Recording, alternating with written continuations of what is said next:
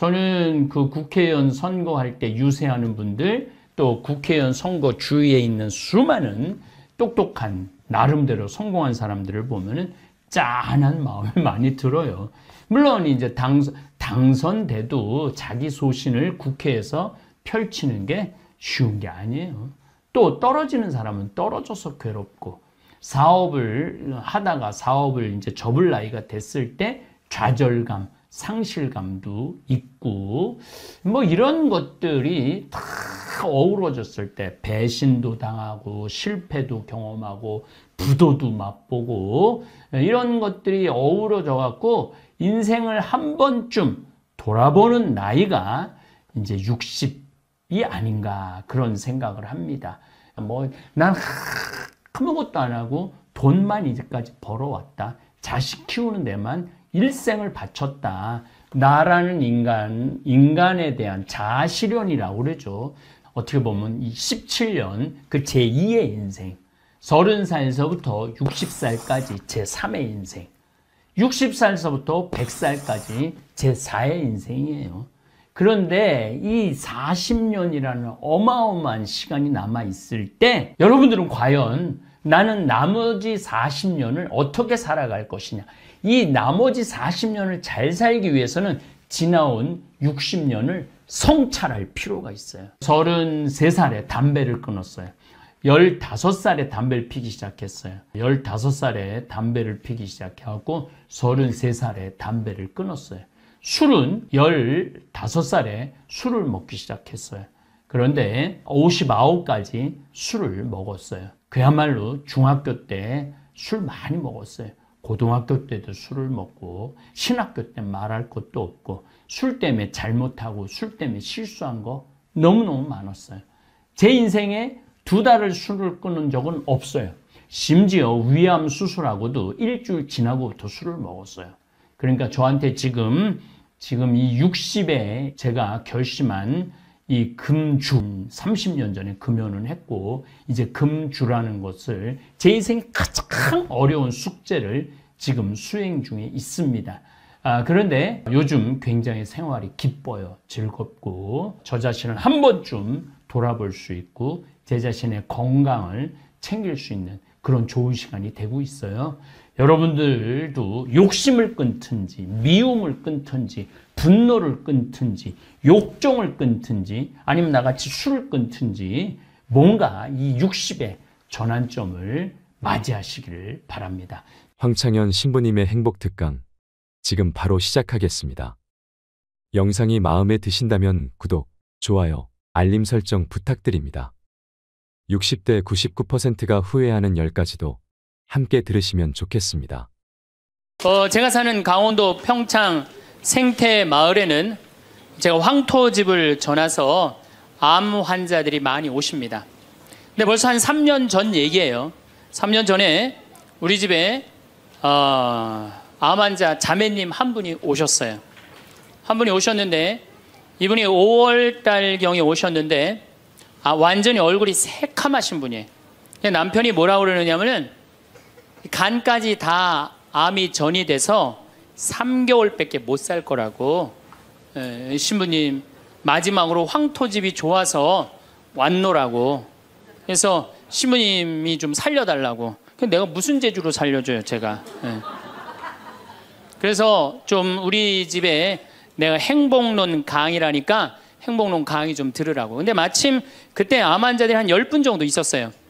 그런데 그 암 환자들하고 다른 분들하고 강의를 하는데 10분이 다 웃는데 그 자매는 안 웃는 거예요. 왜 안 웃느냐?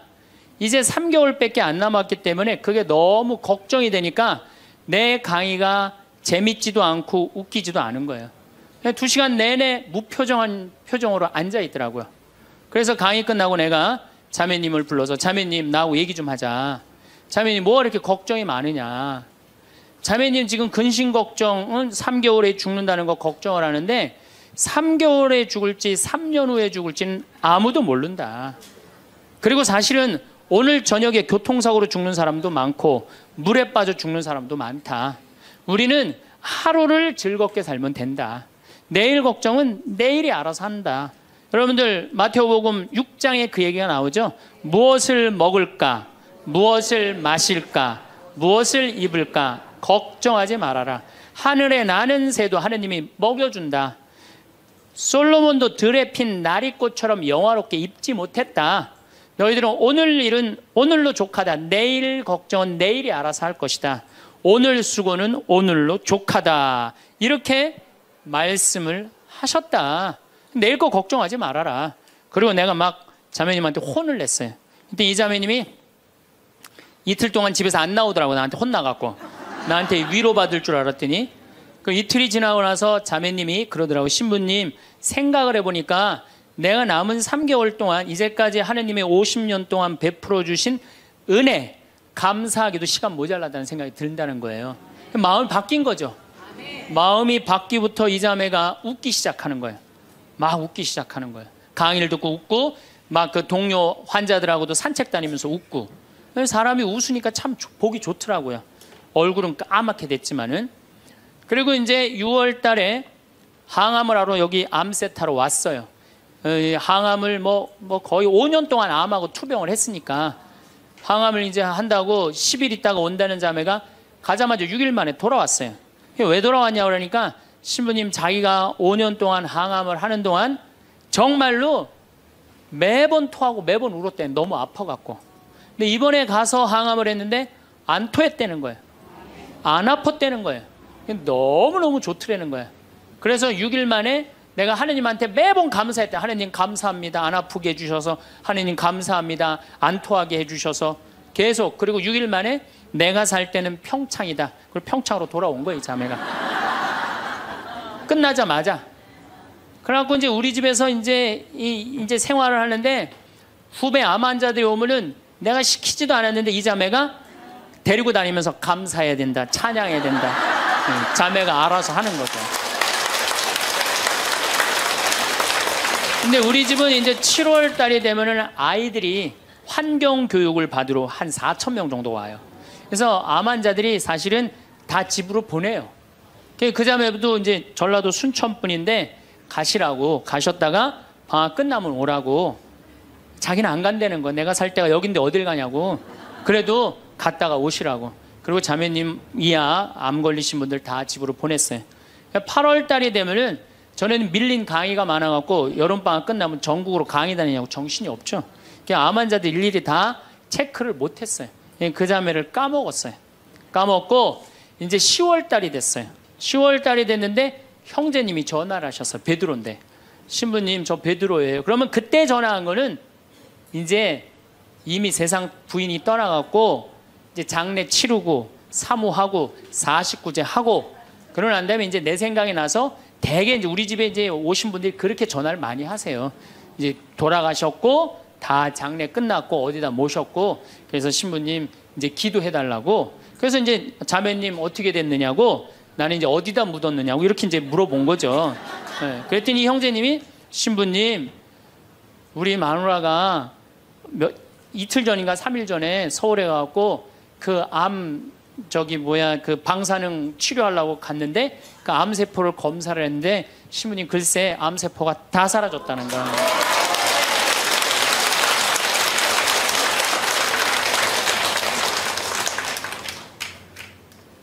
마음을 어떻게 먹느냐에 따라서 굉장히 많이 틀려요. 물론 또 하느님이 불러가시면 어쩔 수 없는 거고 저는 하느님이 불러가는 것도 나쁘지 않다고 생각해요. 예, 불러가면 얼마나 좋아요. 요즘 그 미국에서 어떤 박사가 이제 죽었다가 다시 살아난 사람들 조사를 해봤대잖아요. 죽으면은 죽었다 나도 이제 그 본당 사목하면서 죽었다 살아난 사람들 얘기를 들어보면 아주 거의 똑같아요. 딱 죽을 때 그냥 터널 같은데 빛을 빨리 올라간다는 거예요. 그래갖고 그냥 전생애가 다 보이고 그리고 정말로 빛이 있는 곳으로 나간다는 거예요. 내가 그 많은 분들 병자성사 해보면서도 정말로 편안하게 돌아가시는 분들을 보거든요. 그러니까 사실 살아도 좋고 죽어도 좋은 거예요. 뭐 이렇게 걱정할 게 많아 믿는 사람들이. 그렇지 않아요? 어쨌든 그래도 살아있는 게 낫지 아직까지는. 그렇잖아요. 그리고 여러분들 죽는 거 걱정하지 마세요. 절대 죽기 전까지는 안 죽어요. 죽기 전까지는 걱정하지 마세요.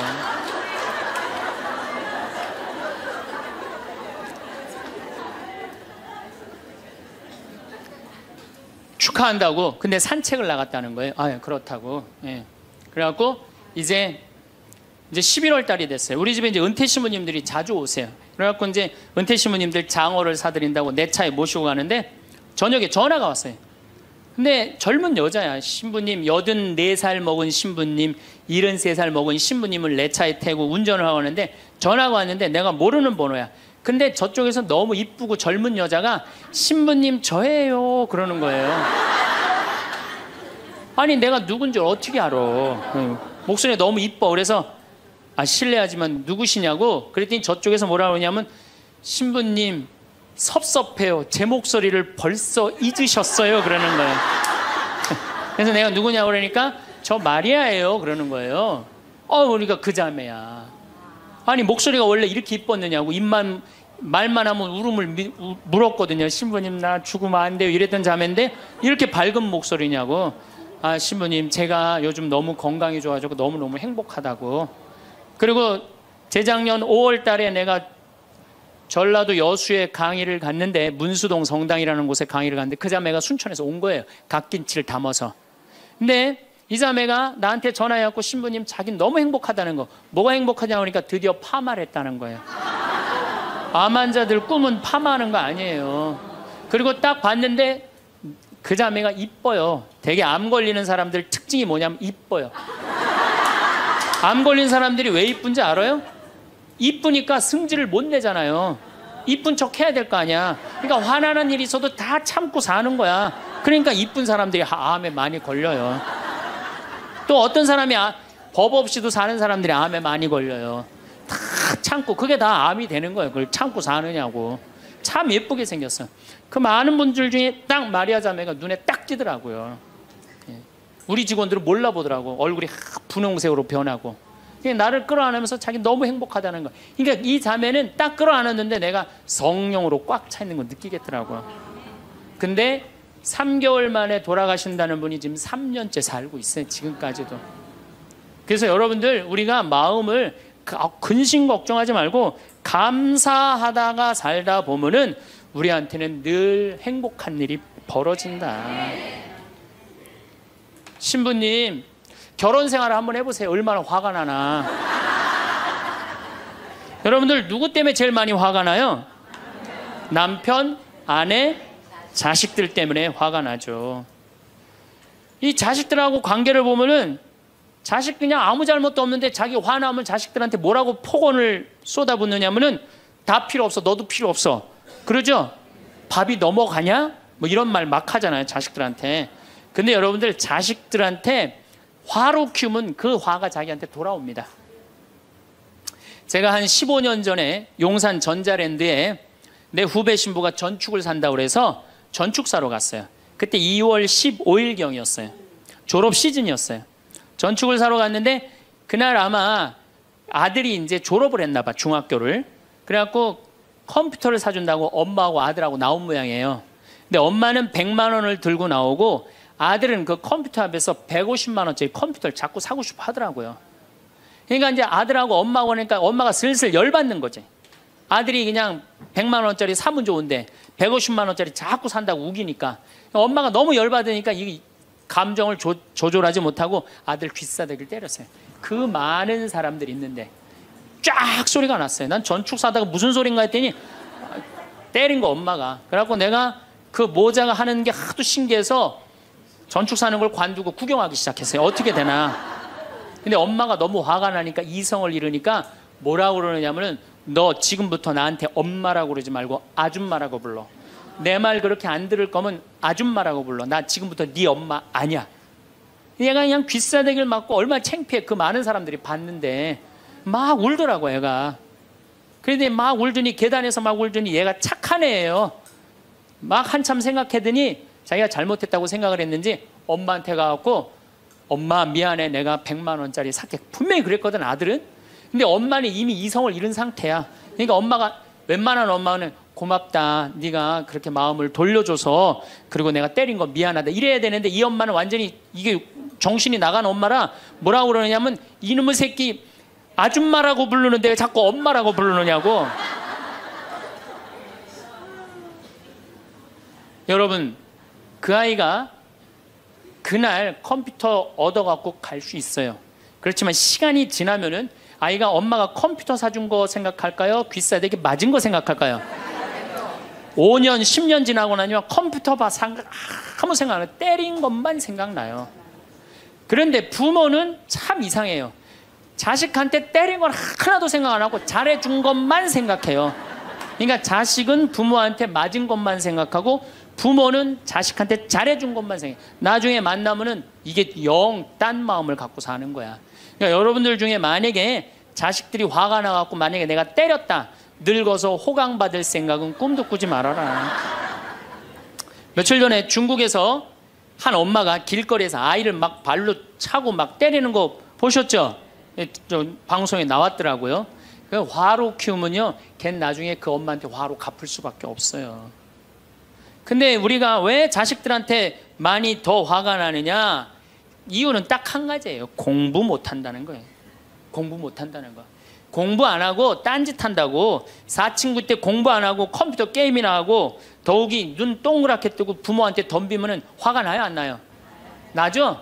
그리고 그냥 문 쾅 닫고 자기 방에 들어가고 나오지도 않으면은 속에서 불 나지 않아요? 근데 여러분들 자라면서 사춘기 때는 그러는 게 당연한 거예요.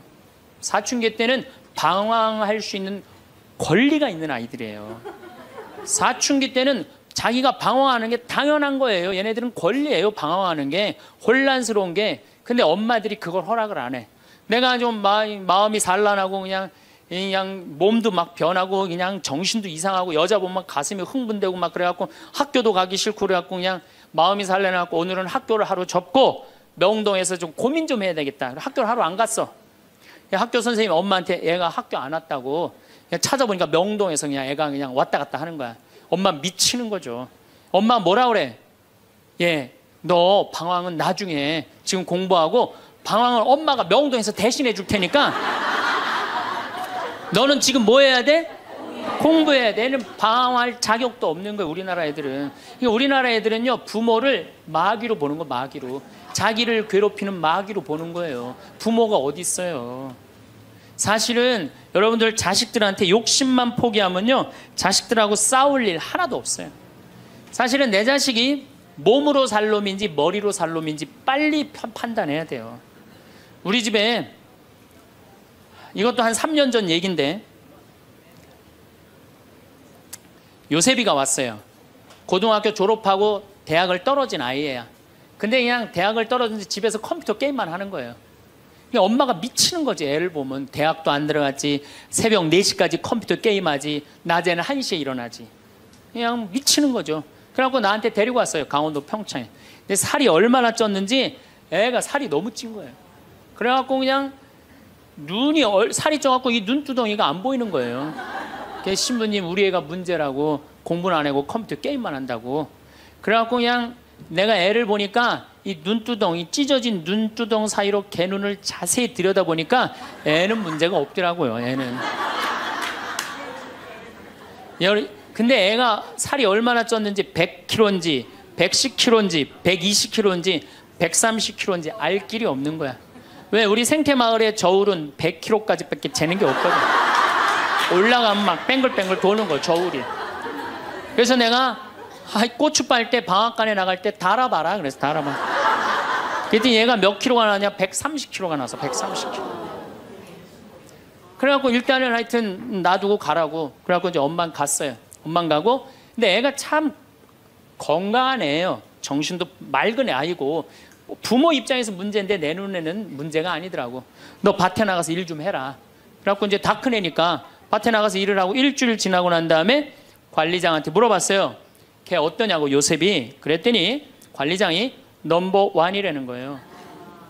엄마는 문제라고 데리고 왔는데 우리 생태마을의 관리장은 넘버 1이라는 거. 일도 잘하고 성격도 좋고 기가 막히더라고. 어떻게 일을 잘하냐 하니까 애가 힘이 좋아갖고 물건도 잘, 게으름을 안 핀다는 거예요. 게으름을. 여러분들 얘가 몸으로 살래요? 머리로 살래요? 몸으로 살래죠? 몸으로 살래를 머리로 살라고 그러면 얘가 머리가 돌 것 같아요, 안 돌 것 같아요? 그러니까 내가 몸으로 살지 머리로 살지 빨리 구분할 줄 알아야 돼요. 그래갖고 애가 너무 괜찮으니까 6월 달에 우리 생태마을에 앞에 강이 흐른단 말이에요. 거기서 래프팅을 합니다. 그래서 래프팅 가이드를 자격증을 따라고 그랬어요. 그랬더니 우리 래프팅 가이드 팀장이 신부님 다른 아이는 다 따도 얘는 못 땁니다. 왜냐하면 이 가이드 자격증 체육학과 애들이 따는 거거든요. 배를 뒤집었다가 폈다가 강물에 뛰어 들어갔다가 강물에 또 올라오고 그래야 되는데 130kg짜리가 강물에 한번 빠지면 그만이지 어떻게 자격증을 땁니까? 그래도 우리가 협회 사람들하고 잘 아니까 좀 어떻게 좀 따게 좀 해라. 그래갖고 가이드를 자격증을 보냈는데 그 금요일날 따갖고 왔어요. 기가 막힌 거죠. 어떻게 땄냐 그러니까 그 주간에 비가 오지 않아갖고 배가 강바닥에 단 거야.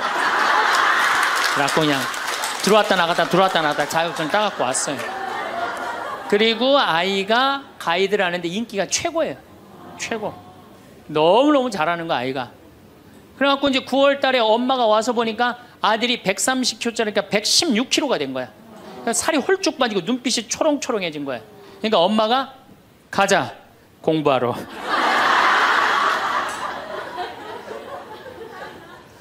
제가 보기에는 이 아이는 우리 집에 4년 동안 일하면은요 돈 5천만 원, 6천만 원, 7천만 원 벌어요. 왜냐하면 우리 집에 일하면 돈 주거든요. 그럼 그 돈 모아갖고 사업을 해도 얘는 잘하는 애예요. 꼭 공부로 승부 걸 아이가 아니거든요. 그럼 신부님 우리 애가 몸으로 살랜지 머리로 살랜지 기준이 어떻게 됩니까? 반에서 10등 안에 안 드는 놈들은요 다 몸으로 살 놈들이에요. 여러분들 자식들 중에 반에서 10등 안에 안 드는 애들은 다 몸으로 살 애들이야. 독일은 초등학교 졸업하면서 중학교 올라가면서 갈릅니다.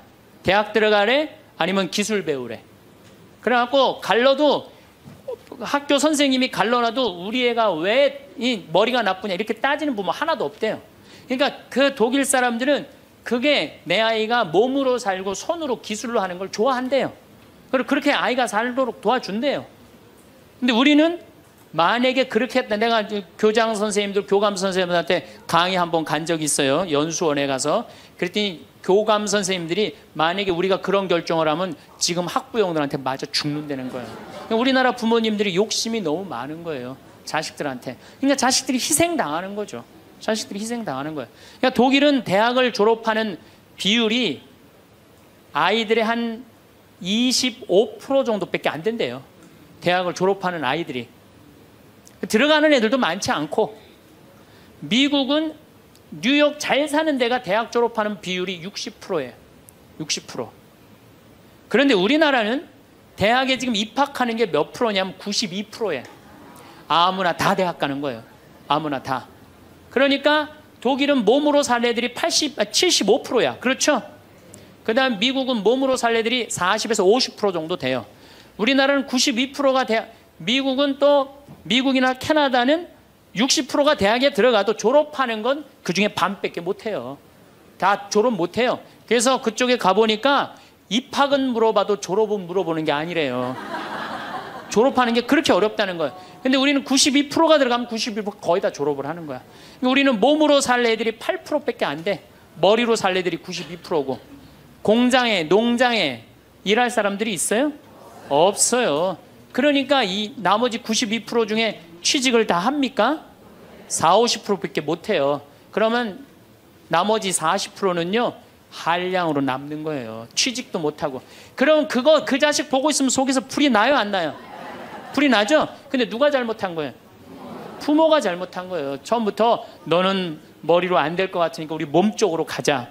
그래갖고 농사를 가르치든지 기술을 가르치면은 걔 벌써 취직해갖고 일했을 거예요.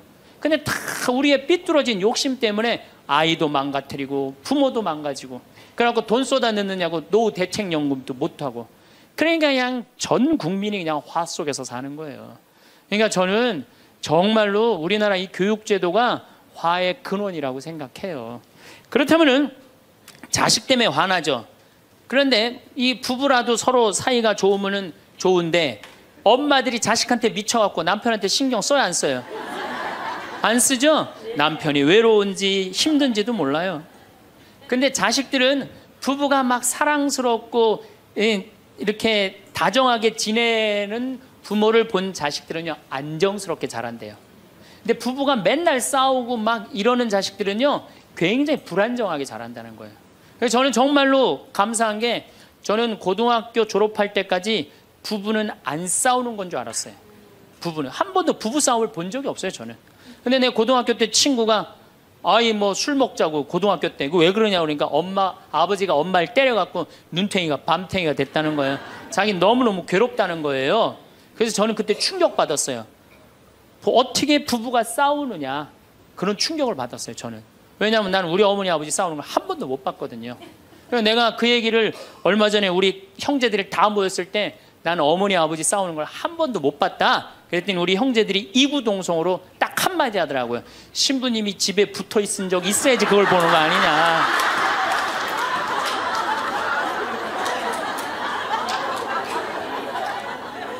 어쨌거나 저는 본 적이 없어요. 저는 굉장히 긍정적으로 잘할 수 있는 거죠. 근데 우리나라 남자들은 참 불쌍해요. 돈은 죽어라 벌지만 그 돈을 마음 느긋하게 써볼 수가 없어요. 그렇죠? 자식들 학원비에 대학 등록금 대다 보면은 30에 결혼해서 시집 장가 갈 때까지 60대까지 노예같이 사는 게 대한민국 남자들이에요. 이 남자들 짜증 나겠어요, 안 나겠어요? 화가 나겠어요, 안 나겠어요? 날 수밖에 없어요. 그런 남편들을 신경 한번 써줘 봤어요. 정말로 남편 정말로 남편을 왕대조 패줘봤느냐고. 여러분들 길 가는 사람이 여러분들 10,000원 주는 사람 있어요? 길 가는 남자가 당신 예쁘다고 10,000원 주는 남자 봤어요? 근데 여러분들 남편은 그냥 한 달에 뼈가 빠지게 벌어갖고 200만 원이든 300만 원이든 400만 원이든 갖다 바치잖아요. 그러면 그 남편한테 감사해야 될 거 아니야. 근데 그냥 감사는 안 하고 그냥 남의 김치찌개도 그냥 제대로 안 하면 그냥 못 끓이고 그냥. 자식이라고 있는 거 학원 다니다 보면은 밤 12시에 얼굴 보기도 힘들어요. 아버지가 자식을 키우고는 있지만은 다정한 자식을 구경하기가 힘들어요. 또 사춘기만 되면 이 자식들이 아버지한테 부드럽게 합니까? 반항하고 틱틱거리고 그러면은요, 우리나라 남자들은 갈 데가 없는 거야. 그래서 40대 남자들이 자살률이 세계에서 1위인데 우리나라 여자보다 몇 배가 많이 죽느냐면 3배가 많이 죽어요. 우리나라 40대들은 갈 데가 없는 거예요. 갈 데가. 외로운 거죠. 또 여성들도 마찬가지야. 난 우리나라 여자들도 불쌍해. 이게 다 교육 때문에 그래. 교육 때문에. 자식이 막 사춘기 때 막 생 난리를 치고 막 그럴 때 여러분들은 몇 살이 될까요? 45, 50 왔다 갔다 하죠? 그럼 여러분들은 자식은 사춘기지만 여러분들은 뭐예요? 갱년기야. 그러니까 갱년기가 되면 사실은 굉장히 케어가 필요한 거예요. 여러분들 굉장히 돌봄이 필요한 나이예요. 막 피부 처져요, 안 처져요? 눈두덩 처져요, 안 처져요? 눈가 처져요, 안 처져요? 볼 처져요, 안 처져요? 이깔 처져요, 안 처져요? 그러니까 그렇게 처지는 거 거울에 이렇게 보고 앉아있으면 어떤 얼굴이 되냐면 이런 얼굴이 돼요.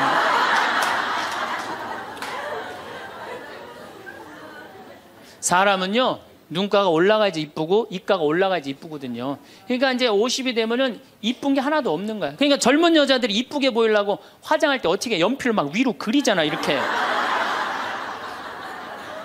근데 50이 되면 연필로 그려도 결국은 어떻게 돼요? 끝이 떨어지잖아요.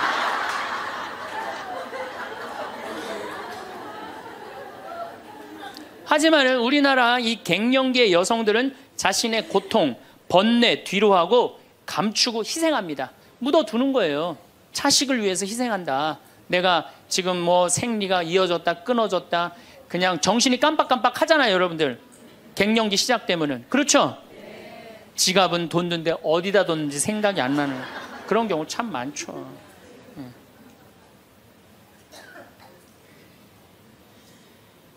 그러니까 자기만 희생한다고 생각을 하니까 화가 나는 거예요.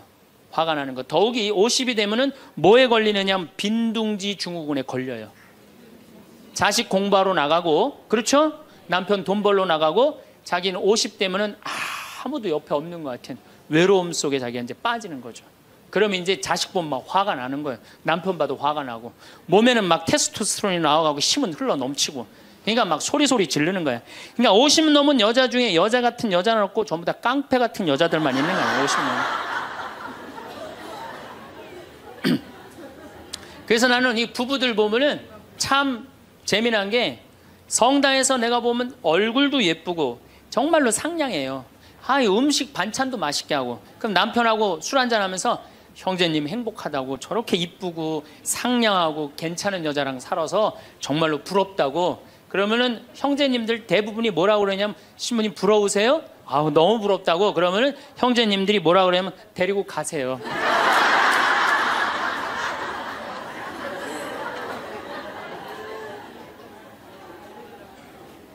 그래서 부부가 서로 사랑하지 못하고 자식하고도의 애정을 쌓지 못하고, 그러니까 우리가 이제 화가 꽉 차 있는 거예요.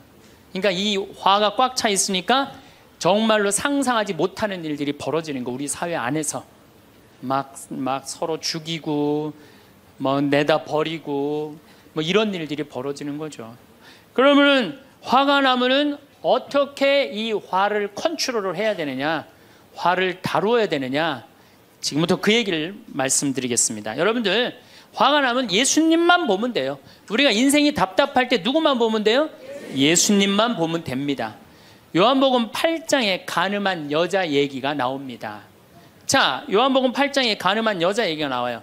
당시 2000년 전에 여자가 간음을 했다.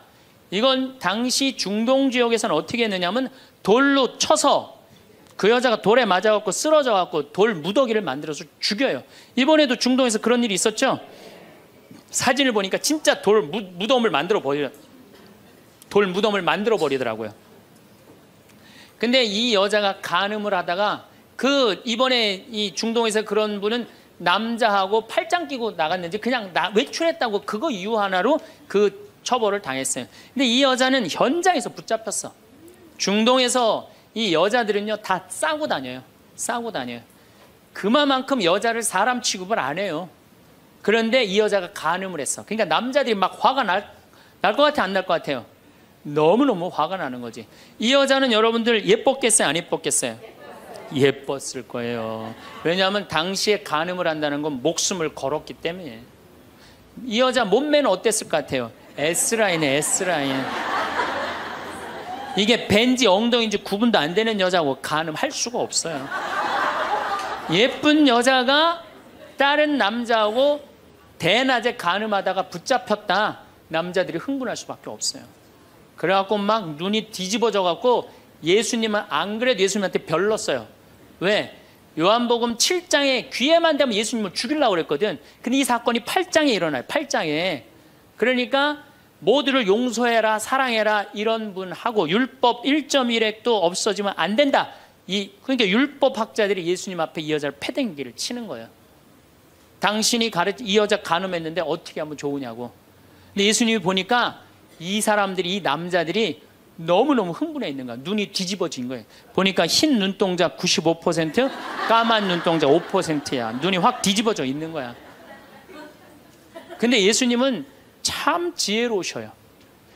흥분한 사람하고는 얘기를 안 하시는 거예요. 여러분들, 두 사람이 막 싸워. 내가 말리로 들어갔어. 말리로 들어가면 나중에 흥분한 사람들 속에 뛰어들어가면 나중에 몇 명이 싸워요? 3명이 싸워요.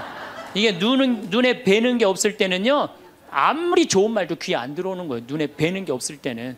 예수님 딱 보니까 아니 이 사람들이 완전히 흥분해 있어. 그러니까 상대 안 합니다. 어떻게 하냐면 대꾸도 안 하고 바닥에다 뭘 쓰세요.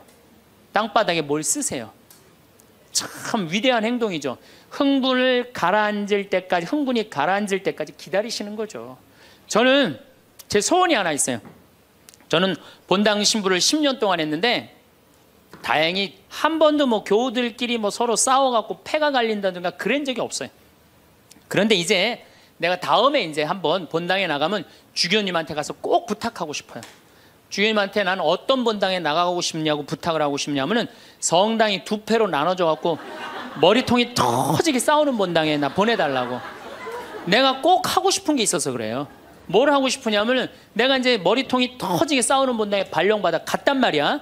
딱 발령받아 가면은 양쪽 회장들이 딱 올 거 아니에요. 신부님, 저치들이 우리 성당 돈 다 빼먹었다고. 또 이쪽 회장들은 저치들이 우리 성당 분위기 다 깬다고 시시비비를 가려달라고 흥분이 돼갖고 오면은 나는 아무 말도 안 하고 사제관 방바닥에 뭘 써보고 싶어. 나 그거 꼭 해보고 싶어요. 여러분들도 만약에 남편이 나하고 얘기 좀 하자고, 남편이 흥분돼갖고 너 왜 우리 어머니한테 그렇게 못되게 대하느냐, 그래갖고 싸우자고 문을 열고 딱 들어가고 딱 봤는데 남편이 흥분을 했어. 눈동자를 보니까 흰 눈동자 95%, 까만 눈동자 5%야. 그러면은 부인이 그래 나도 할 얘기가 많다 해보자. 그러면은요 어떻게 될 것 같아요? 싸우고 귀싸대게 맞게 돼 있어요. 왜? 말로 싸우면요 남자는 여자를 못 이겨요. 남자는. 왜냐하면 여자는 하루에 25,000마디를 하고 남자는 하루에 15,000마디밖에 못 하거든요.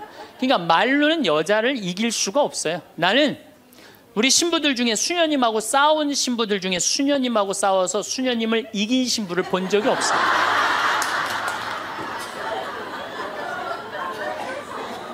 말로는 안 되는 거예요. 그러니까 여러분들 남편이 흥분해갖고 딱 나하고 얘기하자 그러면 여러분들은 아무 대꾸하지 말고 방바닥에 뭘 쓰세요. 뭐 할 때까지? 남편 흥분 가라앉을 때까지. 예수님은 땅바닥에 쓰시는 거예요. 사실은 그거는 다른 뭐 아주 신학교 있을 때 뭐 많이 배웠죠. 뭘 써셨을까? 예수님이 과연 뭐 별 얘기를 들었는데 다른 의미는 아니고 흥분이 가라앉을 때까지 기다리신 거예요. 그래갖고 이제 이 사람들이 이제 흥분은 가라앉고 사건만 남은 거야. 사건. 그래갖고 이제 흥분이 좀 가라앉은 상태. 여러분들 아무리 화가 나도 열만 심으면요 웬만하면 흥분이 가라앉아요. 그 열을 못 쉬어서 흥분이 터지는 거죠. 그러니까 좀 어느 정도 흥분이 가라앉으니까 이 사람들이 물어봅니다. 이 여인을 어떻게 하면 좋겠습니까? 간음을 했는데. 그러니까 예수님이 딱 보니까 이제 흥분이 가라앉은 것 같아. 그러니까 딱 한마디 더 합니다. 그래? 그렇다면은 너희 중에 죄 없는 사람이 먼저 저 여자를 돌로 쳐라. 그리고 그 다음 행동이 기가 막히세요. 다시 땅바닥에 뭘 쓰세요. 이게 뭐냐면 생각할 시간을 주는 거예요. 생각할 시간. 여러분들 만약에 자식을 막 혼냈어. 너 한 번만 더 게임하면 엄마가 저 컴퓨터 부셔버린다고. 그리고 너 문 열어놔. 그리고 문 열어놓고 자기는 텔레비전 보고 있으면서 아들은 게임 하나 안 하나, 한쪽 눈으로는 게임 하나 안 하나 보고 한쪽 눈은 텔레비 보고 있으면 아들이 그걸 잘 받아들이겠어요? 더 욱하는 게 생겨요. 한 번 혼냈으면요 생각할 시간을 주는 게 중요한 거예요. 그러니까 예수님은 생각할 시간을 주는 거예요. 너희 중에 죄 없는 사람이 먼저 저 여자를 돌로 쳐라. 그리고 난 다음에 예수님 다시 땅바닥에 뭘 쓰십니다. 그런데 언제까지 기다려주시느냐 하면 다 떠날 때까지 기다리는 거예요. 중간에 고개 안 돌리시고. 그리고 다 떠났어. 다 떠나고 나니까 그때서 고개를 들어서 혼자 남은 여인한테 물어봅니다. 여인아, 네 죄를 묻던 사람들이 어디 갔느냐? 아무도 없습니다, 주님. 그래? 그들이 만약에 네 죄를 묻지 않았다면 나도 네 죄를 묻지 않으마. 이거 기가 막힌 얘기예요. 왜? 예수님은 죄를 묻을 수 있는 권한이 있으신 분이에요. 얼마든지 그 여자를 징계할 수 있어요. 그렇지만 다른 사람이 묻지 않았기 때문에 나도 묻지 않겠다. 아, 기가 막히지 않아요? 예수님은 세 사람을 용서합니다. 첫 번째 죽이다고 덤비는 바리사이들을 용서하고, 간음한 이 여인을 용서하고, 그 다음에 율법의 1.1획도 나는 어기로 온 것이 아니다, 없애러 온 것이 아니다, 이렇게 가르친 당신까지 용서한 거야. 다시 말해서 흥분이 가라앉으면요 문제 해결은 다 돼요. 흥분한 상태에서 여러분들이 문제 해결하려면 해결이 안 된다는 얘기예요. 그렇다면은 이 흥분은, 화는 어떻게 하면 조절할 수 있느냐? 첫 번째, 숨을 잘 쉬어라. 이거는 모든 화를 조절하는 책을 읽어보면요 첫 번째로 나오는 게 숨을 잘 쉬어라예요. 화가 나면은 숨이 가빠져요, 안 가빠져요? 가빠지죠? 씩씩거린다 그러죠? 이게 숨을 어떻게 주체하지 못해서 그러는 거예요. 근데 여러분들, 숨은 창세기에 보면은 하느님이 인간을 창조하시고 뭘 불어넣었다 그래요? 숨을. 그러니까 우리가 숨을 쉰다는 건 생명을 쉬는 거예요. 생명을. 그러니까 숨을 잘못 쉬면 생명을 잘못 다루는 거하고 똑같은 거예요. 근데 숨은 어떻게 내 몸으로 들어와서 코로 들어와서 심장으로 해서 이 위로 해서 그 다음에 단전, 배꼽 아래로 해서 간으로 해서 폐로 이렇게 돌아서 나가는 게 숨이에요. 그래갖고 온전히 산소 공급이 온 장기 안에 다 돼야 돼. 근데 화가 나면 여러분들 숨을 어디다 걸어놓고 쉬어요? 목에다 목조에서 딱 걸어놓고 싸우잖아요. 남편하고 싸울 때. 예? 내가 시집하고 당신한테 해준 게 뭐가 있어? 외식을 해줘서, 설거지를 해줬어, 그렇다고 여행을 시켜줘서, 밍크 코트를 사줘서, 다이아를 사줬어. 그럼 얼굴이 빨개져 안 빨개져? 왜 빨개지느냐면 이게 내려갔다 와야 되는데 여기만 딱 차 있으니까 점점 풍선처럼 부풀어 오르는 거예요. 그렇게 1시간을 소리 지르고 싸우면은 1시간 동안 여기 산소 통합니까 안 통합니까? 안 통하면 여기가 무슨 병이 드느냐면 화병이 드는 거. 그래서 드는 병이 화병이에요. 그러니까 싸울 때 어떻게 싸워야 되냐면 숨을 쉬고 싸워야 되는 거예요. 싸울 때 어떻게 싸워야 되냐면 당신이 말이야 시집 와갖고 나한테 해준 게 뭐가 있어? 설거지를 해줬어, 그렇다고 외식을 시켜줬어.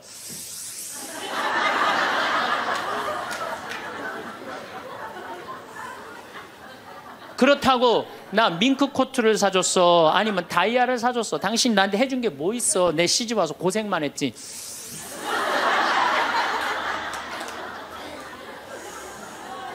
그렇다고 내가 하느님 그렇게 열심히 믿었는데 예수님 태어난 나자렛을 보내줬어, 갈릴레아를 보내줬어.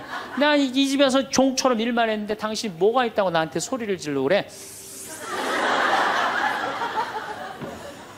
이렇게 숨을 쉬고 싸우면은요 절대 남편한테 귀싸대기 안 맞아요. 남편이요 차분히 얘기하게 돼 있어요. 근데 막 흥분을 끌어올리면서 얘기하면 사람 감정이 격해져 갖고 이성이 사라지는 거예요.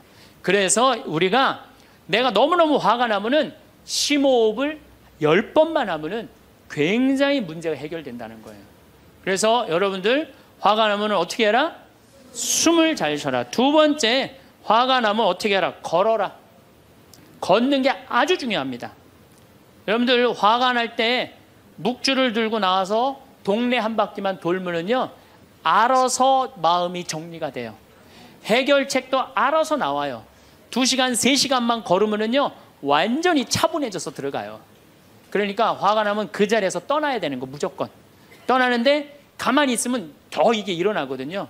그래서 이 콤포스텔라라고 스페인의 야고보 성인 무덤 가는 800km, 그게 세계적으로 그렇게 인기가 좋은 게 왜 인기가 좋으냐면은 그 걸으면서 사람이 치유가 다 되고 마음 정리가 다 되기 때문에 그러는 거예요. 그러니까 걷는 거는 건강에도 좋지만은 마음을 정리해 주는 게 걷는 거예요.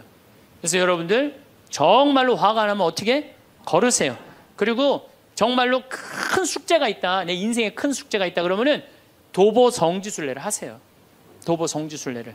저는 우리 교우들이랑 이 세남터에서부터 미리네까지 전체 교우가 밤 8시면 모여갖고 새벽 3시, 4시까지 저 미리네까지 걸었어요. 그 목요일, 금요일, 토요일, 일요일 4일을 걸었는데 그 한 400~500명 되는 교우들이 나한테 체험, 은혜 받은 얘기를 하는데 이건 보통 은혜 받은 게 아니에요. 허리 아프던 사람은 허리 다 낫고, 위장 아프던 사람은 위장 다 낫고, 마음 복잡한 사람 마음 정리되고, 사업이 막 안 돼갖고 괴로워하던 사람은 빛을 보고, 걷는 게 그렇게 우리 인생에 중요한 거예요. 그래서 내가 정말 문제가 있다, 세남터서부터 걸으세요. 세남터 우리 김대건 시모님 시신 모시고 미리네까지 원선시호 할아버지가 그땐 청년이었지만 갔잖아요. 그 생각하고 걸으면은요 여러분들 은혜 많이 받으실 거예요. 그러니까 화가 나면 어떻게 해라? 숨을 잘 쉬고 그 다음에 어떻게 해라? 걸어라. 그 다음에 화가 나면 화를 조절하는 방법 중에 세 번째는 잘 먹어라. 이게 먹는 게 화를 먹는 경우가 너무 많아요. 인스턴트 음식, 그렇죠? 이거 잘못 먹으면요 다 화가 들어있는 거예요. 그리고 고기 너무 많이 먹으면요 화냅니다. 여러분들 사슴 싸나워요 안 싸나워요? 안 싸납죠? 사자 싸나워요 안 싸나워요? 싸납죠? 사자 뭐 먹어요? 고기 먹죠? 사슴 뭐 먹어요? 풀 먹죠? 내 아들이 나한테 덤비는데 막 리모컨 던지고 막 자기 막 방문 부시고 그러면은요 애가 성격이 나빠서 그런 게 아니에요. 아, 내가 고기를 너무 많이 먹여서 그렇구나. 그래갖고 걔를 뭘 먹이냐면 6개월 동안 풀만 먹여보세요. 6개월만 지나면 완전히 온순해집니다. 그리고 여러분들 우리가 먹는 게 화가 너무 많아요. 아주 비근한 예를 하나 드릴게요. 달걀을 예를 드릴게요. 달걀을 여러분들 닭들 어떻게 달걀을 낳아요? 우리 지금 여러분들 보통 드시는 닭들 다 가둬놓고 하죠? 재웁니까 안 재웁니까? 안 재우죠? 재우지도 않죠. 공간이 조그맣죠. 스트레스 받으니까 옆에 닭 막 좁니다. 부리로. 그러니까 어떻게 하냐면 부리를 잘라요. 못 쪼개. 그런 닭들이 놓는 달걀은 화가 들어있을까요? 안 들어있을까요?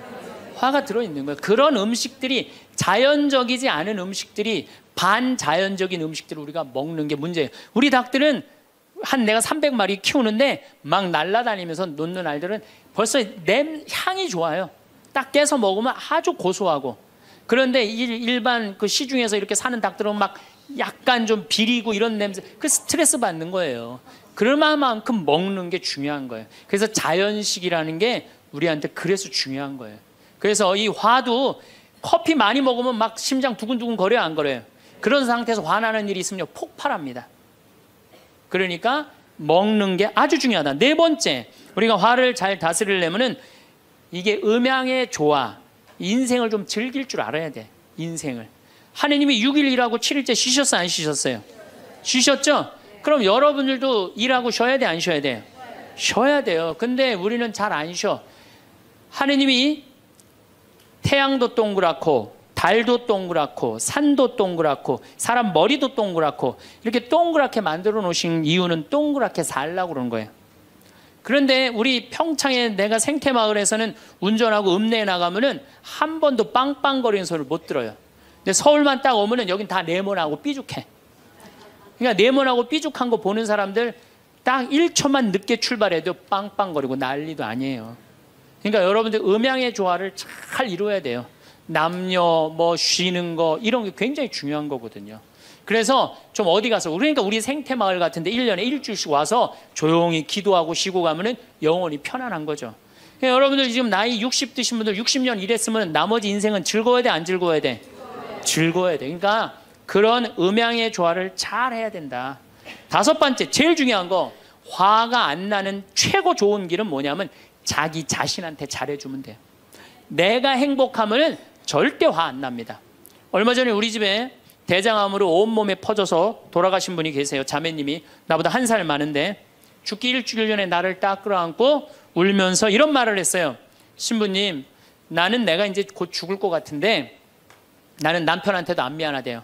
왜 안 미안하냐면 남편 평생 집 돌본 적이 없대요. 그래서 하나도 안 미안하대요. 그리고 자식한테도 안 미안하대. 왜? 대학까지 자기가 이 빌딩 청소해갖고 대학까지 졸업시켰대요. 그런데 누구한테 미안하냐면 자기한테 미안하대. 자기는 이 47년을 살면서 한 번도 고생만 했지 자기 맛있는 고기를 사준 적도 없고 자기한테 예쁜 옷을 해입힌 적도 없고 좋은 데 구경시켜준 적도 없다는 거야. 그런데 지금까지 고생만 하다가 떨컥 병에 걸려서 죽는다는 거예요.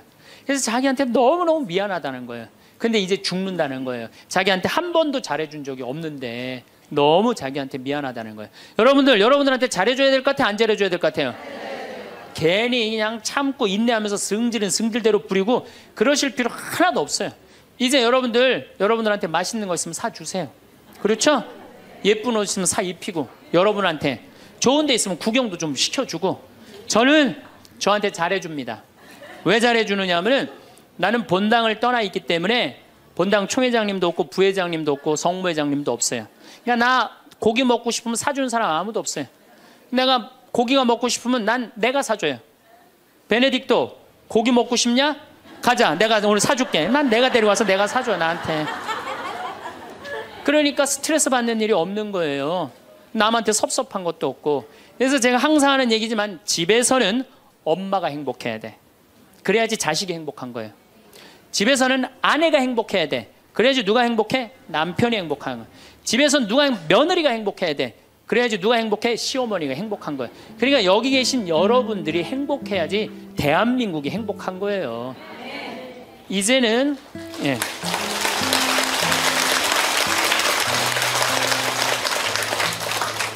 자기한테 잘해주는 걸 비신앙적이라고 생각하지 마십시오. 온 세상을 얻는다 해도 자기 목숨을 잃으면 아무 소용이 없다. 그러셨죠? 그러니까 여러분들한테 잘해주시고 내가 행복해야지 그 행복을 가지고 온 세상에 나눠줄 수 있다는 사실 잊지 마시고 여러분들 행복하시기 바랍니다. 감사합니다. 전민수님 반갑습니다. 제 얼굴이 막 반짝반짝 테이프가 붙여져 있습니다.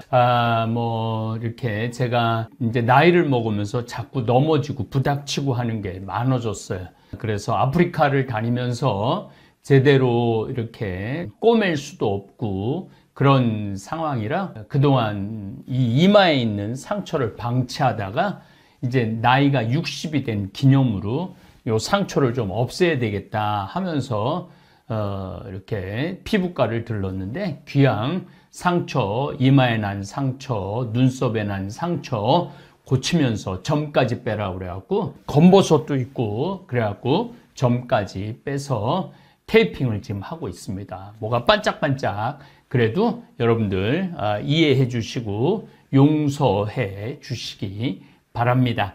아마 이제 인생이 보통 제가 크게 이렇게 인생을 나눠요. 1살서부터 보통 11살까지, 1살서부터 11살까지는 어린 시기죠. 12살, 초등학교 6학년 때까지를 제가 보기에는 한 시기로 봐요. 한 시기로. 물론 거기엔 뭐 유아기, 뭐 유소년기 여러 가지 구분이 있지만은 이때 사랑을 많이 받고 삶의 경험이 많은 아이들, 특별히 아버지하고 많이 산으로 둘로 엄마하고 맛있는 음식 먹고 이렇게 자란 아이들은 굉장히 밝게 자라죠.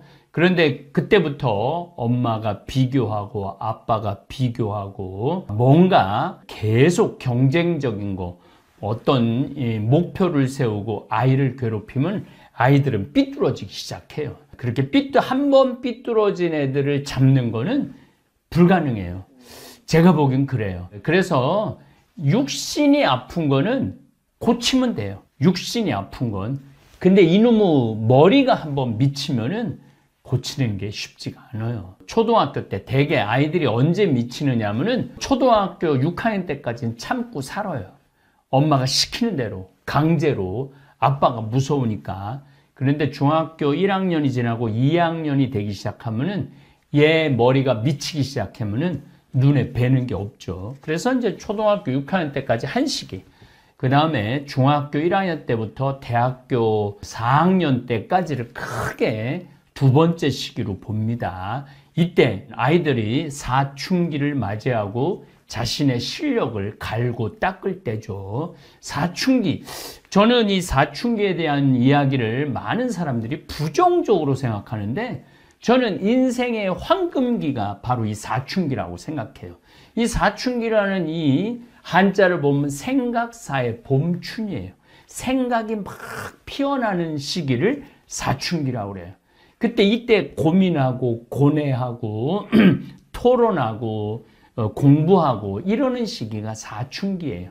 그런데 대한민국 교육제도 안에서는 너 고민하지 말어. 생각하지 말어. 국어, 영어, 수학 공부해. 그래갖고 이 시기에 가장 소중한 이 사춘기, 생각이 봄이 피어나는 생각이 피어나는 이 시기에 생각을 하지 말라고 그래요. 그래서 고등학교 졸업한 아이들하고 이렇게 대화를 하다 보면은 얘가 등치는 산만한데 이 생각이 없는 애들이 너무너무 많더라고요. 이게 잘못된 시기죠. 그리고 이제 뭐 인간은 3살서부터 5살 때까지 뇌가 막 피어난다 그래. 뇌 성장이 가장 활발할 때가 3살서부터 5살 때라고 그래요. 엄마 이건 뭐야? 엄마 저건 뭐야? 이건 왜 이래? 저건 왜 이래? 그리고 말을 해가 애가 말이 트인다고 그러잖아요. 그게 3살서부터 빠른 아이들은 2살서부터도 되지만 어쨌든 그 육아 그 발달 성장 과정에 관련된 책을 읽어보면은 3살서부터 5살 때까지 이때 트이지 않으면은 평생 트이지 않는 경우가 많다라고 그래요.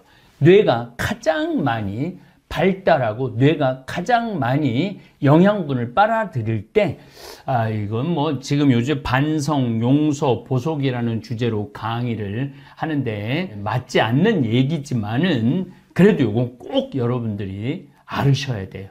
그리고 이제 저는 이제 중학교 2학년 때 사제가 될 거냐 말 거냐 고민을 했어요. 왜 고민을 했느냐면은 내가 예수님의 십자가의 사랑, 그 거룩하고 아름다운 예수님의 삶을 따라서 살아야 되겠다. 그러기 위해서 그 거룩한 삶을 살기 위해서 내가 적합한 사람인가, 내가 합당한 사람인가 고뇌했죠. 또 세속적인 출세, 또 아주 중요한 어떤 결혼을 포기해야 되고 이런 것에 대한 고민을 많이 했죠. 또 뭐 우리 어머니 아버지를 제가 특별히 많이 사랑을 해서 부모님, 옛날에 저 40년 전에는 신학교를 가는 건 집안하고 인연을 끊는 거예요. 물론 지금도 스님들이 산에 들어가시고 당신의 구도의 길을 갈 때 집안과 인연을 끊듯이 우리 가톨릭 사제들도, 우리 수녀님들도, 수도자들도 부모와 세속과 인연을 끊는 거죠. 그러한 것들에 대한 갈등이 많았어요. 그런데 그게 갈등이라기보다는 고뇌죠. 인생을 한 번쯤 점검해보는 좋은 시기였던 것 같아요. 그래서 중학교 2학년에 15살의 어린아이였지만 굉장히 철학적인 생각, 신앙적인 생각을 많이 했어요. 그 좀 교만한 얘기지만은 그 아이들, 저는 뭐 또 중학교 2학년, 3학년, 고등학교 1학년, 3년을 거의 학교 생활을 못했죠. 근데 아이들 이렇게 사는 모습을 보면은 아이들 굉장히 어려 보이더라고요. 친구지만, 동년배지만은 저는 인생을 생각하고 사제라는 그 외길을 생각하고 막 이러는데 애들이 엄마가 통닭을 안 사줬어, 햄버거를 안 사줬어, 그리고 막 오락실에서 막 게임하고 이런 아이들을 볼 때 조금, 그러니까 건늙었다고 표현할 수 있죠. 그리고 아주 중요한 시기, 대학 시기. 더욱이 대한민국에서는 대학을 다니면서 그 다음에 군대를 갔다 오죠. 물론 다 대학에 가는 건 아니지만은 요 시기, 요 청년 시기도 저는 굉장히 중요하다고 생각을 해요. 중학교, 고등학교, 대학교 시기에는 어떻게 보면 인생을 살아가는 데 있어서 엄청난 에너지를 축적하는 시기예요. 실력을 축적하는 시기예요. 더욱이 이제 저 같은 우리 신부들 가는 길은 좀 남다르죠. 우리 신학교 들어가면은 일단은 특별한 게 기숙사 생활을 해요. 기숙사 생활을 하고 어떤 그 젊은 나이에, 어린 나이에 6시에 기상하고 7시에 기도하고 미사하고 8시에 식사하고 9시부터 12시 반까지 수업하고, 수업이 없는 시간에는 성당에서 기도하거나 도서관에서 공부를 하거나 하죠. 그리고 12시 반부터 2시까지 식사하고 쉬고, 또 방에서 쉴 수가 없어요. 우리 때는 운동장에 가 있든지 도서관에 가 있든지, 그래서 방에서 쉬지 못했어요. 2시부터 5시까지 또 공부를 하거나 수업을 하거나 또 특별한 동아리 활동을 하거나 그랬죠. 또 한 5시 반부터 6시까지 기도, 그리고 6시부터 7시까지 식사, 7시부터 8시까지 또 기도, 8시부터 밤 10시까지 공부를 하거나 기도를 하거나 그랬죠. 그리고 이제 10시 반에 취침을 하고, 이런 생활을 6년 동안 했어요. 기숙사 생활을. 일반 육군사관학교도 4년, 일반 경찰대학도 4년 이렇게 하는데, 우리는 6년이라는 시간을 그렇게 기숙사 생활을 했어요. 거기에 학부, 보통 일반 대학보다도 학점이 훨씬 많죠. 보통 30학점. 그러니까 한 학기에 한 30시간을 공부하니까 어떻게 보면 막 고등학교 같이 공부를 많이 했어요. 철학, 동양 철학, 서양 철학 공부 많이 하고, 또 불교학, 무속학, 사회학, 인간학, 사람에 대한 공부를 많이 했죠. 3학년, 4학년 때는 본격적인 신학 공부를 하고, 그 다음에 5학년, 6학년, 7학년, 7년이었네요. 보니까 7학년까지 이제 사목, 사제, 세상에 나가서 어떻게 사목을 해야 되느냐. 그래서 혼인에 관련된 이야기, 또 어떤 성에 관련된 이야기, 그 다음에 사목에 관련된 이러한 것들을 공부를 많이 하죠. 그러니까 저뿐만 아니라 일반 세상에서 다니는 우리 친구들도 뭐 고등학교 졸업하고 군대 갔다 오고 바로 직업전선에 뛰어드는, 뭐 직업전선에 뛰어들기 전에도 어쨌든 제가 보기에는 실습하는 시기라는 생각을 해요. 그래서 우리 같이 사제가 되기 위해서는 7년의 교육 과정을 거치는 경우도 있고 4년 대학 과정을 거치는 경우도 있고, 요즘은 또 스펙 쌓는다고 잠시 언어 연수들도 많이 갔다 오고 그러죠. 뭐 어쨌든 이런저런 연유로 뭐 방황도 하고 공부도 하고, 이게 제가 보기엔 한 30살까지 되는 것 같아요. 그래서 이제 30살서부터 본격적으로 결혼도 하고, 우리 신부들은 신부도 되고, 그래서 이제 30살서부터 제가 보기에는 어떤 사람들은 50살, 어떤 사람들은 60살, 뭐 출세하는 사람들은 60살까지 공무원이나 경찰이나 군인이나 또 안정적인 직장 생활하는 사람들은 60살까지 하고, 그렇지 않으면은 일반 기업이나 회사는 굉장히 불안정하죠. 어쨌거나 60살이 되면은 아이들도 다 키워요. 아이들도 다 키우고 성장도 하고 본인의 삶, 그러니까 자식을 위한 삶, 먹고 살기 위한 삶에 쫓기죠. 그리고 이제 60이 되다 보면은 인생의 대전환점이 옵니다. 어떤 대전환점이 오느냐 하면은 이제 정년퇴직도 해야 되고 자식들도 다 떠나고, 이제 덩그러니 누구만 남느냐? 본인만 남아요. 물론 이제 아내도 있고 남편도 있고 하지만은 이제 본인이 남는 시간이에요. 본인하고의 어떤 싸움의 시간이에요. 그런데 어떤 사람은 그 본인하고 삶을 충실히 하고, 또 자기가 스텝이라고 그러죠. 자기가 요 나이 땐 내가 뭐 결혼을 하고 요 나이 때는 전세에서 아파트를 갖고, 아파트에서 조금 여유가 있으면은 건물을 하나 사고 땅을 사고, 또 어떤 경우는 나는 시골에 귀농을 하고 뭐 나 개인적인 개발을 하고 뭐 여행을 다니고 여러 가지 하여튼 것들을 하다가 60이 되면은 뭔가 인생의 전환점이 옵니다. 60, 바로 제가 60이에요. 내 인생의 전환점. 저뿐만 아니라 60을 맞이하는 사람들의 공통적인 생각이라는 생각을 합니다. 그럴 때 한번 인생을 돌아보죠. 인생을 돌아보게 돼 있어요. 만약에 60이 됐는데 인생을 돌아보지 않는다, 이런 분들은 나머지 100살까지 허무하게 살고 무의미하게 살고 고통스럽게 살 거예요. 방향도 모른 채 깜깜한 어두움 속에서 삶의 기쁨, 의미도 모른 채 살아갈 수가 있죠. 그래서 60이 돼갖고 인생을 돌아보는 성찰을, 이걸 제가 성찰이라는 단어를 쓰는데 성찰을 할 필요가 있어요. 요즘 제가 반성, 용서, 보속 이런 주제로 토요 특강을 이어나가고 있죠. 우리 인생을 한번 돌아보자 이거죠. 우리가 정말 인생을 제대로 살고 있는가, 살았는가, 앞으로 또 어떻게 살 건가, 이런 것들을 돌아보는 시점이 제가 보기엔 60이 아닌가, 이런 생각을 합니다. 그래서 뭐 그런 얘기가 참 많죠. 인생은 60부터다. 이런 얘기 참 많이 하죠. 또 제 강의를 듣는 분들의 80%는 55세에서부터 100세까지예요. 그러니까 80%의 내 구독자들과의 공감을 많이 할 수 있을 것 같고, 또 나머지 20%도 15살에서부터 55세까지 20세인데 아마 제 강의가 나름대로 공감할 수 있을 거라는 생각을 합니다. 자, 성찰에 대한 얘기를 좀 할게요.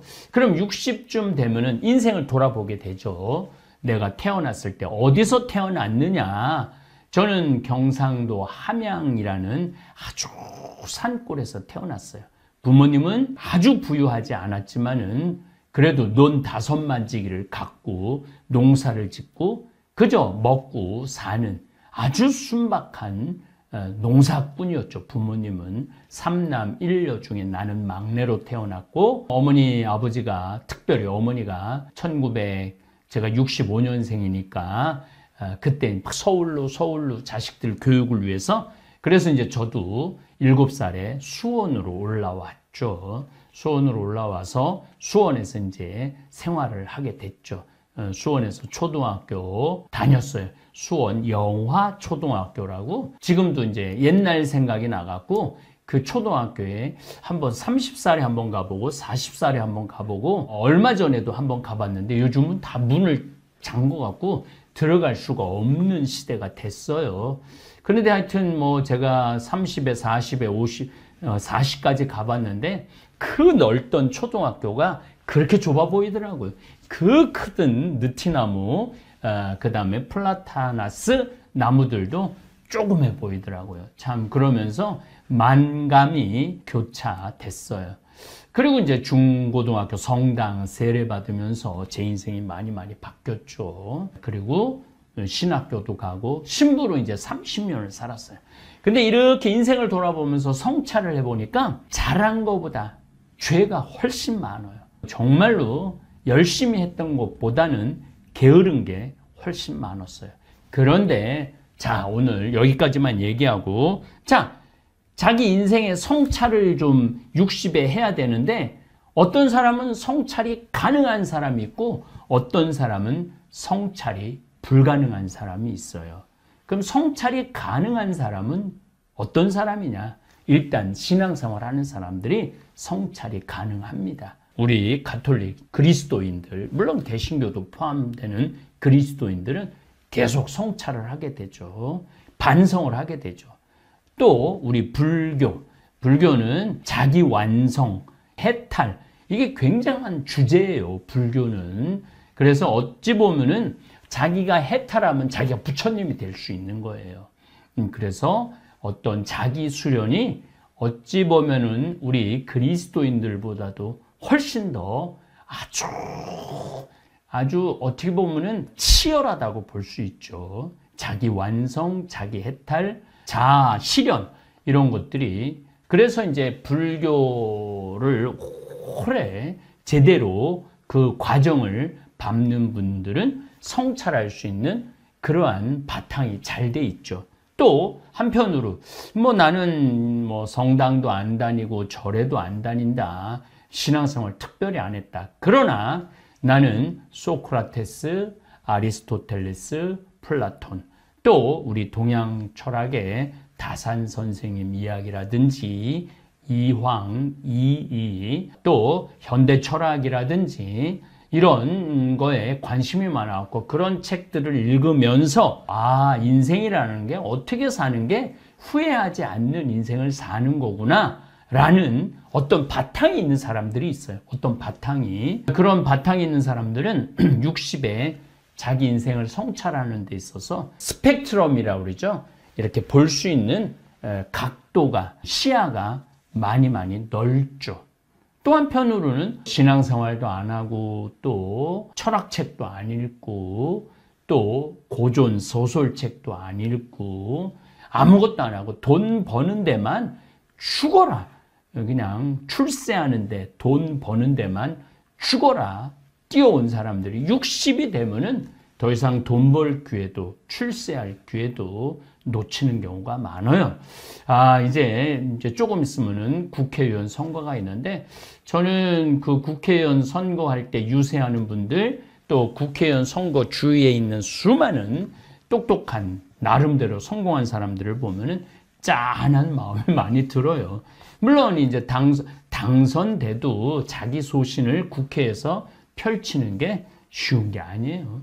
또 떨어지는 사람은 떨어져서 괴롭고 사업을 하다가 사업을 이제 접을 나이가 됐을 때 좌절감, 상실감도 있고 뭐 이런 것들이 다 어우러졌을 때 배신도 당하고 실패도 경험하고 부도도 맛보고 이런 것들이 어우러져 갖고 인생을 한 번쯤 돌아보는 나이가 이제 60이 아닌가 그런 생각을 합니다. 이 강의를 듣는 분들 중에 나는 신앙생활도 안 한다. 성서도 안 읽는다. 불경도 안 읽는다. 절에도 안 간다. 그리고 뭐 물론 그 외에도 참선을 하거나 뭐 난 아무것도 안 하고 돈만 이제까지 벌어왔다. 자식 키우는 데만 일생을 바쳤다. 나라는 인간에 대한 자아실현이라고 그러죠. 나는 도대체 누구고, 나는 어떻게 살아왔고, 앞으로 남은 40년, 이제 60대신 분들은 40년을 더 살아야 돼. 40년이 결코 짧은 인생이 아니에요. 어떻게 보면 인생의 가장 긴 시간이죠. 1살에서부터 초등학교 6학년 때까지 12살. 중학교 1학년부터 대학교 졸업할 때까지 어떻게 보면 이 17년, 그 제2의 인생. 30살에서부터 60살까지 제3의 인생. 60살에서부터 100살까지 제4의 인생이에요. 그런데 이 40년이라는 어마어마한 시간이 남아있을 때 여러분들은 과연 나는 나머지 40년을 어떻게 살아갈 것이냐. 이 나머지 40년을 잘 살기 위해서는 지나온 60년을 성찰할 필요가 있어요. 정말로 성찰할 필요가 있어요. 그리고 나의 인격은 어느 정도인가. 나는 이제까지 뭘 하고 살아왔는가. 무엇을 위해서 살아왔는가. 내가 이제까지 해온 게 뭔가.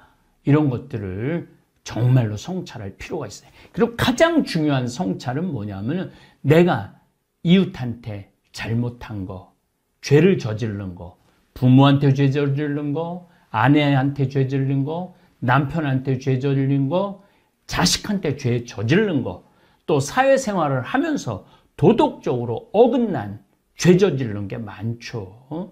게으른 죄, 사기, 도둑, 뭐 이기적인 거 너무너무 많죠. 그런 것들을 한 번쯤 성찰하고 점검할 필요가 있습니다.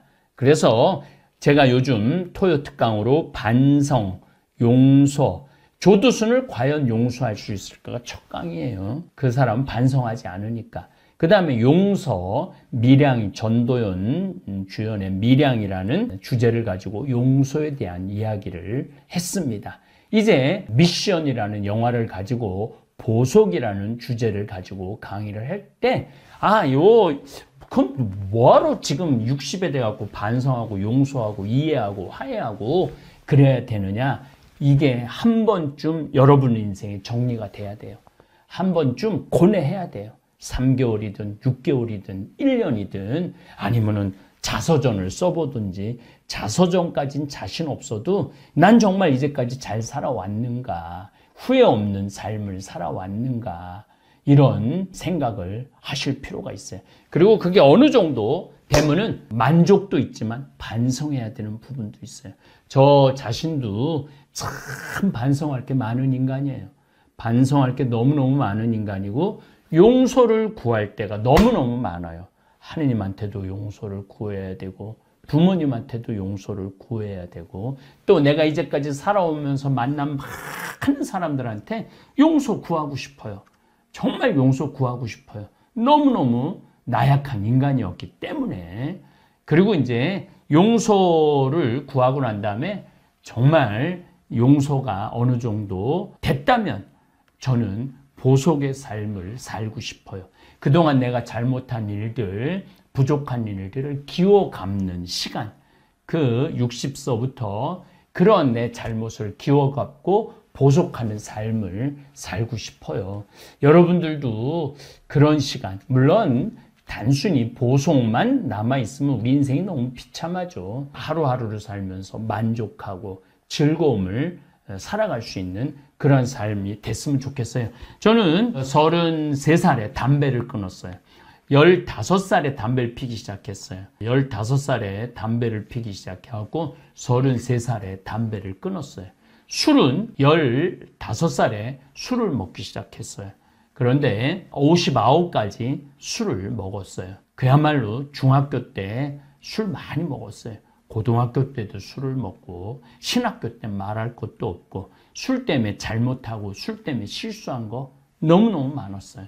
그런데 지금 지난 2월 11일 날 루르드 성모님 발현 또 이번에 유럽 성지순례 성모님 성지, 발현 성지를 하면서 현재까지는 지금 술을 끊었어요. 이제 2달이 이제 가까이 갑니다. 제 인생에 2달을 술을 끊은 적은 없어요.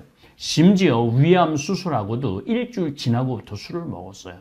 그러니까 저한테 지금 이 60에 제가 결심한 이 금주, 30년 전에 금연은 했고 이제 금주라는 것을 제 인생의 가장 어려운 숙제를 지금 수행 중에 있습니다.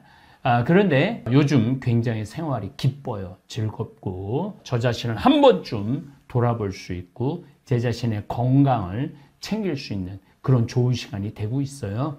여러분들도 욕심을 끊든지 미움을 끊든지 분노를 끊든지 욕정을 끊든지 아니면 나같이 술을 끊든지 뭔가 이 60의 전환점을 맞이하시기를 바랍니다. 자, 이제 우리가 60까지 살아왔다면 1살서부터 초등학교 6학년 그게 한 기야. 그게 12년, 13년이에요.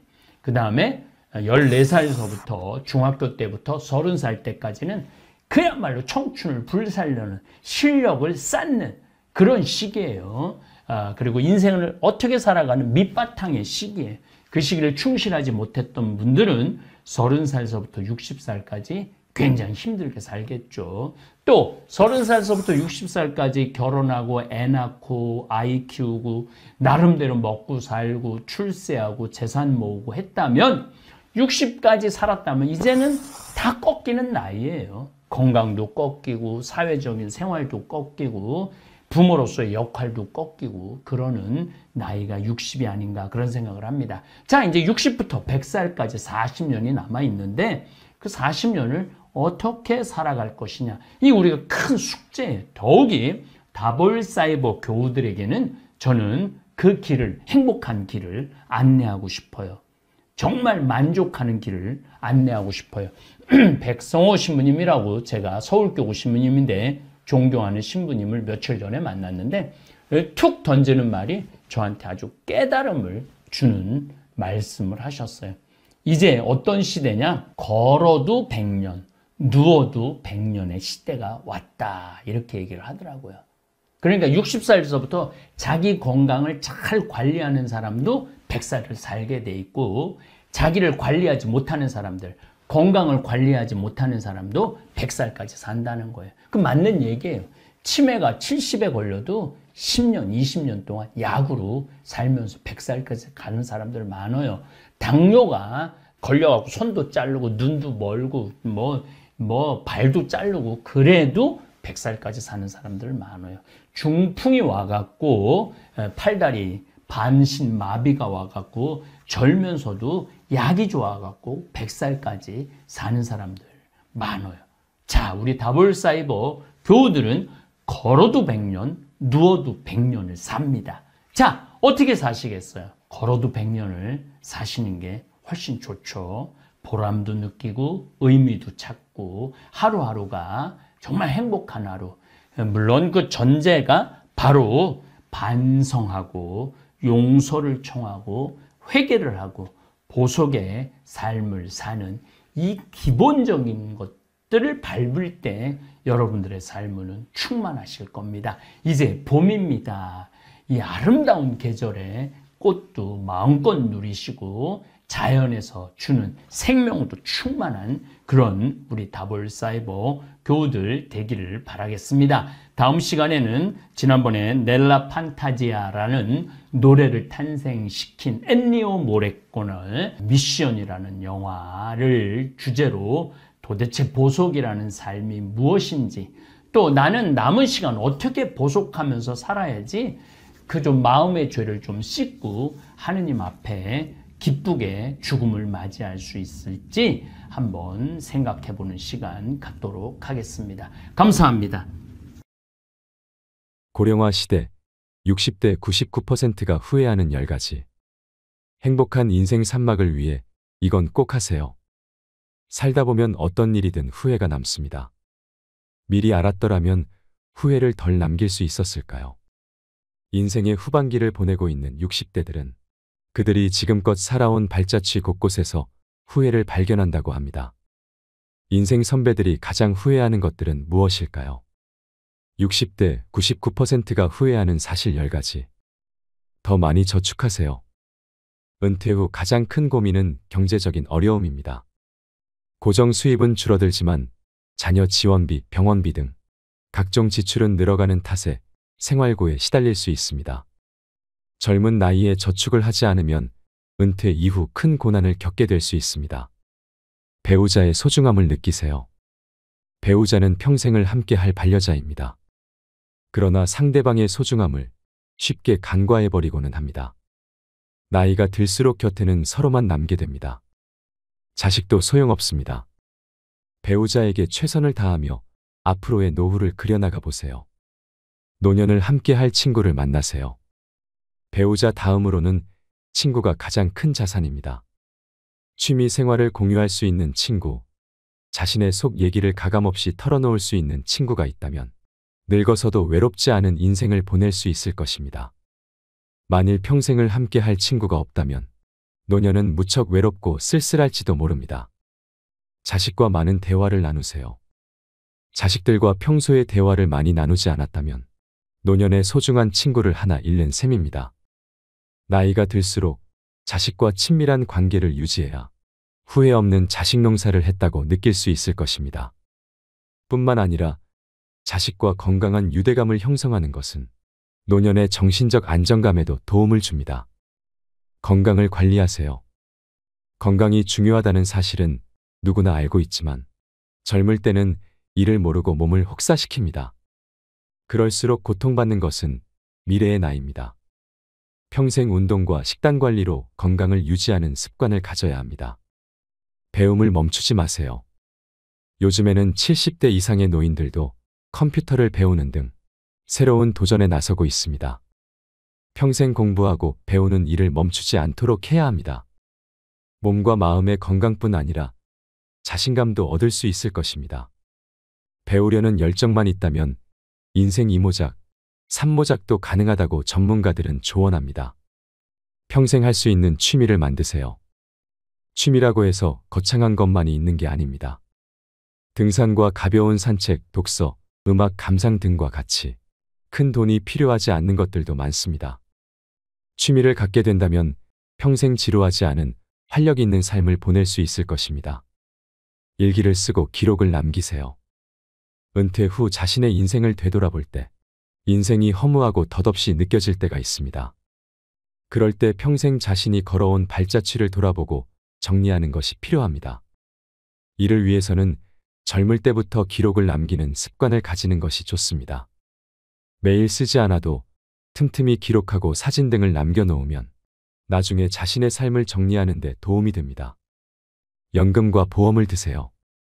노년기에는 뜻하지 않게 목돈이 들어가는 경우가 많습니다. 연금을 통해 안정적인 생활비를 마련하고 보험으로 예상치 못한 질병에 대비하도록 해야 합니다.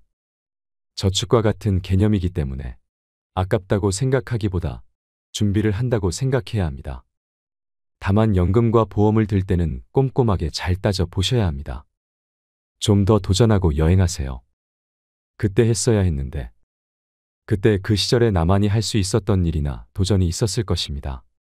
대부분의 사람들이 후회하는 것 중 하나가 도전을 하지 않았던 것이라고 답합니다. 또한 여행을 떠나지 않았던 사실에도 안타까워합니다. 일하느라, 자식을 키우느라 시간적, 경제적 여유가 부족했을 것입니다. 그럼에도 인생 선배들은 시간과 돈을 아껴 여행을 떠나라고 조언합니다. 훗날 회상할 수 있는 좋은 추억을 마련해 놓는 셈입니다. 여러분, 60대의 99%가 후회하는 것들 중에서 가장 중요한 것은 뭐라고 생각하시나요? 저는 아무래도 돈과 건강을 뽑고 싶습니다. 노후에 돈이 없다면 가족이나 자기 일에 집중하기 어려워집니다. 건강을 소중히 여기지 않는 사람들은 술과 담배로 인해 건강을 유지하지 못하는 경우가 많습니다. 하지만 인생은 한순간에 끝나지 않습니다. 병에 걸려 5년에서 10년 이상을 앓게 되면 돈을 모두 소비하고 가족들에게 고통을 안기며 사망하게 됩니다. 60대가 후회하는 것들을 살펴보면 돈과 건강 이외에도 배우자, 가족, 친구, 자기 일에 대한 도전도 있습니다. 노후에 돈과 건강이 없다면 가족과 친구와의 관계를 제대로 유지하기 어렵습니다. 또한 자기 일에 도전하지 못하면 뒤늦게 후회하게 될 것입니다. 그렇기 때문에 지금부터라도 돈과 건강을 소중히 여기고 가족과 친구와의 소중한 관계를 유지하며 자기 일에 도전해야 합니다. 노후에는 건강을 유지하는 것이 가장 중요합니다. 건강을 소중히 여기지 않으면 병에 걸려 돈을 모두 소비하고 가족들에게 고통을 안기게 됩니다. 그러므로 우리는 지금부터라도 건강을 관리하고 살아가야 합니다. 건강을 유지하기 위해서는 술과 담배를 자제하고 규칙적인 운동과 올바른 식습관을 유지해야 합니다. 또한 정기적인 건강검진을 받아 병을 조기에 발견하고 치료할 수 있도록 해야 합니다. 60대가 후회하는 것들을 가볍게 여기지 말고 지금부터라도 실천해 나가며 후회하지 않는 삶을 살아가야 합니다. 돈과 건강을 소중히 여기고 가족과 친구와의 관계를 유지하며 자기 일에 도전해야 합니다. 노후에는 건강을 유지하는 것이 가장 중요하므로 술과 담배를 자제하고 규칙적인 운동과 올바른 식습관을 유지해야 합니다. 또한 정기적인 건강검진을 받아 병을 조기에 발견하고 치료할 수 있도록 해야 합니다. 후회 없는 삶을 위해 지금부터라도 실천해 나가는 것이 중요합니다. 마지막으로 한 가지만 더 말씀드리고 싶습니다. 사람은 죽는 날까지 할 일이 있어야 합니다. 산송장이 안 되려면 자기 일이 반드시 있어야 됩니다. 돈 버는 일만 일이 아닙니다.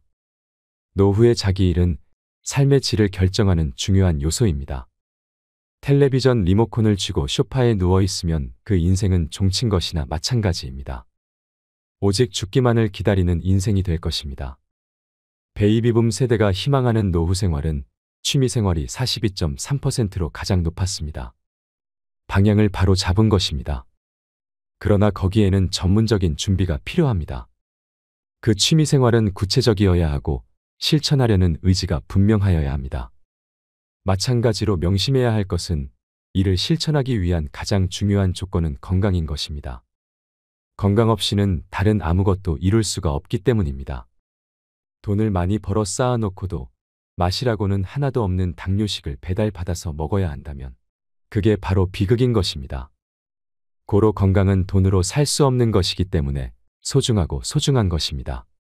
통계에 따르면 70세 이상 전체 노인의 70%가 한 가지 이상의 지병을 가지고 있다고 합니다. 노후 생활에 노인병 치료비의 지출은 무서운 복병입니다. 본인은 물론 가족 전체가 큰 재앙을 만나는 것입니다. 따라서 건강할 때 건강관리를 시작해야 하는 것이 중요합니다. 나이 들어 시작할 수 있는 운동은 거의 없습니다. 결국 해오던 운동을 계속하는 것이 최선입니다. 모든 의사들, 전문가들이 추천하는 운동은 걷기입니다. 젊어서부터 걷기 운동을 하는 것은 고혈압, 당뇨, 관절염 같은 대표적인 성인병을 예방하는 첩경입니다. 걷기 운동은 돈은 들지 않지만 의지가 없으면 실천하기 어렵습니다. 직장에 다니면서도 한두 정거장 미리 내려 직장까지 걸어가고 퇴근 때도 마찬가지로 꾸준히 걷는다면 건강한 몸으로 편안한 노후를 즐길 수 있을 것입니다. 50대, 60대에 알아야 할 전문가의 인생 조언. 더 많이 저축하세요. 배우자의 소중함을 느끼세요. 노년을 함께 할 친구를 만나세요. 자식과 많은 대화를 나누세요. 건강을 관리하세요. 배움을 멈추지 마세요. 평생 할 수 있는 취미를 만드세요. 일기를 쓰고 기록을 남기세요. 연금과 보험을 드세요. 좀 더 도전하고 여행하세요. 60대 99%가 후회하는 사실 10가지를 꼭 기억하셔서 행복한 노후를 보내시길 바랍니다. 이상으로 책틀맨이었습니다. 지혜를 쌓는 당신의 오늘이 아름답습니다. 더 좋은 영상으로 찾아뵙겠습니다.